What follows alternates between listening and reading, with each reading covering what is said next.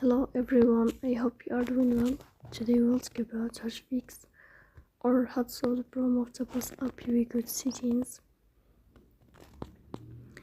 then we click on apps, default apps, app settings. On above we search about Tapas app and we click. Here we go to first stop and we click OK. Then we'll enter to the window of storage. Then you click on clear cache. Here we go to Play Store.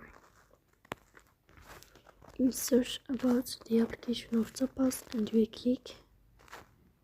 If you find update, then we'll update your app on Play Store. So that's all. Don't forget to support us by like and subscribe.